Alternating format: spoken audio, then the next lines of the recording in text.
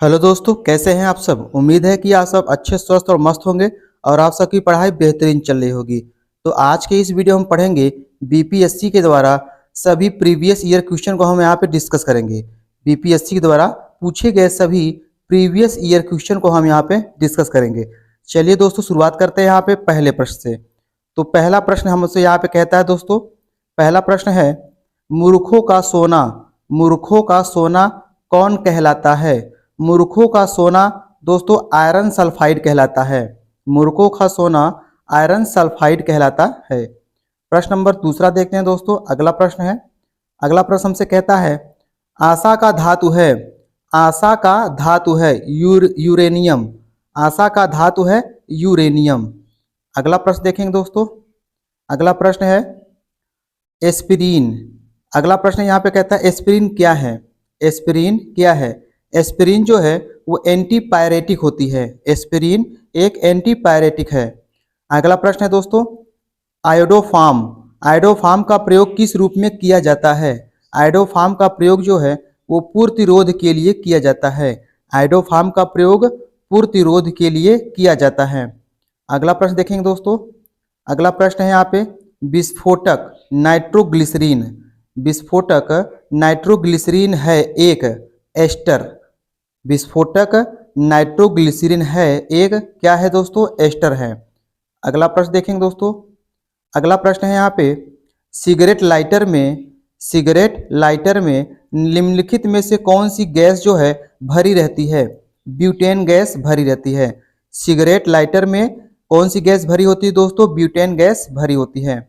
अगला प्रश्न देखेंगे दोस्तों। अगला प्रश्न है, इनमें से कौन सी गैस इनर्ट गैस नहीं है। इनमें से कौन सी गैस इनर्ट गैस नहीं है।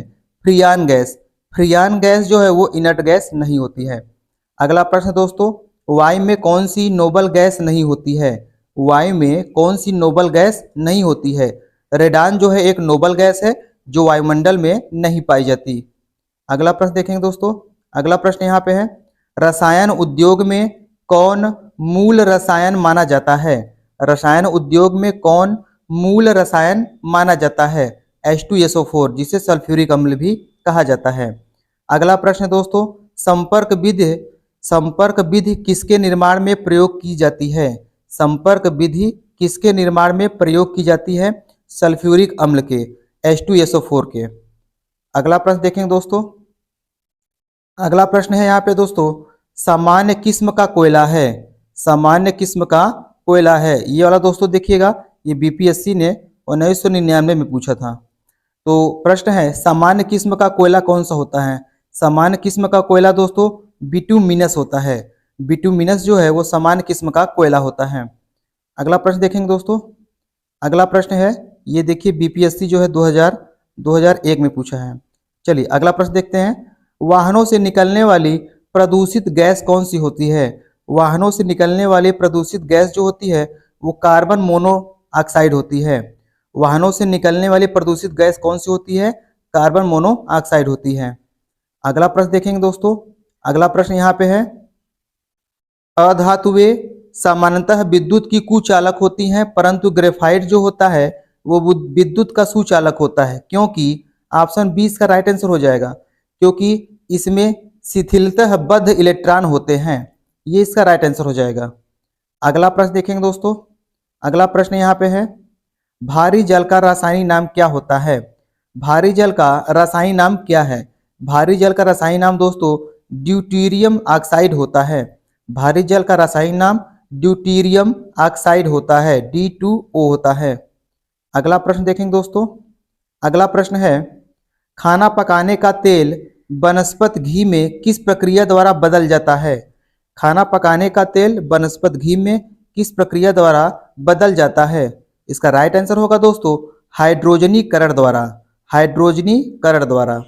अगला प्रश्न दोस्तों, वनस्पति तेल से वनस्पति घी बनाने में प्रयुक्त होने वाली गैस कौन सी है।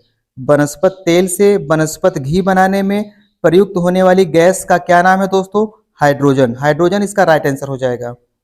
अगला प्रश्न देखेंगे दोस्तों। अगला प्रश्न है, हाइड्रोजन को जलाने पर क्या बनेगा। हाइड्रोजन को जलाने पर क्या बनता है, क्या ऑक्सीजन बनेगा या राख बनेगा या मिट्टी बनेगा या पानी। ये बीपीएससी 2005 में पूछा गया है दोस्तों।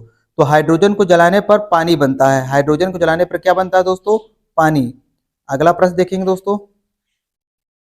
अगला प्रश्न है, निम्नलिखित में से कौन सी अर्धचालक की भांति ट्रांजिस्टर में प्रयोग की जाती है? निम्नलिखित में से कौन सी अर्धचालक की भांति ट्रांजिस्टर में प्रयोग की जाती है? जर्मेनियम। जर्मेनियम इसका राइट आंसर हो जाएगा। अगला प्रश्न देखते हैं दोस्तों। जब लोहे की कील में जंग लग जाती है, जब लोहे की कील में जंग लग जाती है तब आयरन ऑक्साइड बनता है। ऐसी स्थिति निर्मित होती है क्यों? कील के भार के बढ़त के साथ, कील के भार के बढ़त के साथ। कभी कभी दोस्तों ये ऐसा प्रश्न पूछता है, यदि लोहे में जंग लग जाए तो उसका भार क्या होता है? तो लोहे पर जंग लगने पर उसका भार क्या होता है? बढ़ जाता है। अगला प्रश्न देखेंगे दोस्तों। अगला प्रश्न यहाँ पे है, लोहे का शुद्ध रूप क्या है? लोहे का शुद्ध रूप क्या होता है? पिटवा लोहा। पिटवा लोहा जो होता है वो लोहा का शुद्ध रूप होता है। अगला प्रश्न देखेंगे दोस्तों। स्टील की कठोरता प्रदान करने के लिए क्या मिलाया जाता है? स्टील की कठोरता प्रदान करने के लिए उसमें क्रोमियम मिलाया जाता है। अगला प्रश्न देखेंगे दोस्तों। अगला प्रश्न यहाँ पे है, गहरा जामुनी यौगिक पदार्थ जो एंटीसेप्टिक एवं डिसइंफेक्टेंट की तरह उपयोग होता है तो वो कौन सा होता है? Potassium permanganate. पोटेशियम परमैंगनेट जो है इसका राइट आंसर हो जाएगा। अगला प्रश्न देखेंगे दोस्तों।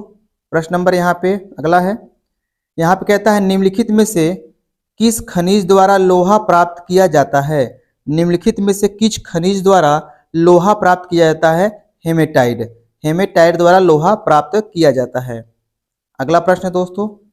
अगला प्रश्न यहाँ पे कहता है, गहरा जामुनी यौगिक पदार्थ जो एंटीसेप्टिक और डिसइंफेक्टेड होता है वो होता है पोटेशियम परमैंगनेट। अगला यहाँ देखेंगे दोस्तों, प्लास्टर ऑफ पेरिस का रासायनिक सूत्र क्या होता है? प्लास्टर ऑफ पेरिस का रासायनिक सूत्र क्या होता है? 2CaSO4 इंटू H2O होता है। प्लास्टर ऑफ पेरिस का रासायनिक सूत्र क्या होता है? 2CaSO4 इंटू H2O होता है। अगला प्रश्न देखेंगे दोस्तों। अगला प्रश्न यहाँ पे है, एप्सम। एप्सम जो है, एप्सम लवण किसका यौगिक होता है? एप्सम लवण जो होता है वो मैग्नीशियम का यौगिक होता है। अगला प्रश्न देखेंगे दोस्तों। गन पाउडर किस मिश्रण से बनता है? गन पाउडर जो है वो किस मिश्रण से बनता है? इसका राइट आंसर हो जाएगा दोस्तों सी, चारकोल, सल्फर, पोटेशियम नाइट्रेट से। चारकोल, सल्फर एवं पोटेशियम नाइट्रेट के मिश्रण से बनता है। अगला प्रश्न देखेंगे दोस्तों, एलपीजी। एलपीजी जो है एक हाइड्रोकार्बन है। एलपीजी एक हाइड्रोकार्बन है जिसमें मिश्रण होता है, किसका मिश्रण होता है? प्रोपेन एवं ब्यूटेन का मिश्रण होता है। अगला प्रश्न देखेंगे दोस्तों, भविष्य का ईंधन किसे कहा जाता है? भविष्य का ईंधन किसे कहा जाता है? हाइड्रोजन को। हाइड्रोजन को भविष्य का ईंधन कहा जाता है। अगला प्रश्न देखेंगे दोस्तों, कौन सा समीकरण चार्ल्स नियम को बताता है? कौन सा समीकरण जो है वो चार्ल्स के नियम को बताता है? इसका राइट आंसर हो जाएगा V समानुपाते T। ये चार्ल्स के नियम को बताता है। अगला प्रश्न है दोस्तों, किसका ऑक्सीकरण संख्या जो है सदैव -1 होता है? किसका ऑक्सीकरण संख्या सदैव -1 होता है? फ्लोरीन का। फ्लोरीन का ऑक्सीकरण संख्या सदैव -1 होता है। अगला प्रश्न है दोस्तों, एक धातु के फास्फेट का सूत्र, एक धातु के फास्फेट का सूत्र MHPO4 है। इसके क्लोराइड का सूत्र क्या होगा? MCl2 होगा। अगला प्रश्न है दोस्तों। अगला प्रश्न यहाँ पे कहता है, आयनिक यौगिकों के संदर्भ में निम्नलिखित कथनों पर विचार कीजिए। ठीक है, तो इसमें कौन सा कथन सही होगा? तो इसका पहला वाला सही होगा दोस्तों, आयनिक यौगिक एल्कोहल में अघुलनशील होते हैं। ये इसका राइट आंसर हो जाएगा। अगला प्रश्न है दोस्तों, NaCl सोडियम क्लोराइड में कौन सा बंध होता है? NaCl में यह बंध है, आयनिक बंध होता है। NaCl को सोडियम क्लोराइड कहते हैं। अगला प्रश्न दोस्तों, निम्नलिखित में से कौन सा पदार्थ नाभिकीय रिएक्टर में मंदक के रूप में काम करता है? निम्नलिखित में से कौन सा पदार्थ नाभिकीय रिएक्टर में मंदक के रूप में काम करता है? भारी जल। भारी जल इसका राइट आंसर हो जाएगा। अगला प्रश्न देखें दोस्तों। अगला प्रश्न है, सन 1945 में नागासाकी में गिराए गए बम्बों में कौन सा विस्फोटक प्रयोग किया गया था? प्लूटोनियम। 1945 में नागासाकी में गिराए गए बमों में कौन सा विस्फोटक पदार्थ प्रयोग किया गया था? प्लूटोनियम। अगला प्रश्न देखेंगे दोस्तों। अगला प्रश्न यहाँ पे है, किस प्रकार की अभिक्रिया से सबसे अधिक हानिकारक विकिरण पैदा होता है? किस प्रकार की अभिक्रिया से सबसे अधिक हानिकारक विकिरण प्राप्त होता है? विखंडन अभिक्रिया से। अगला प्रश्न देखेंगे दोस्तों। अगला प्रश्न यहाँ पे है, रक्त कैंसर। रक्त कैंसर जिसे ल्यूकीमिया कहा जाता है की रोकथाम में प्रयोग किए जाने वाला रेडियो समस्थानिक कौन है? फास्फोरस 32। फास्फोरस 32 का प्रयोग दोस्तों रक्त कैंसर की रोकथाम में प्रयोग करने के लिए किया जाता है। अगला प्रश्न दोस्तों। अगला प्रश्न दोस्तों यहाँ पे अब इसके आगे नहीं है। आज की वीडियो में इतना ही। वीडियो पसंद आया हो तो एक लाइक जरूर करके जाइएगा और नए हैं तो चैनल को सब्सक्राइब कर लीजिएगा। धन्यवाद।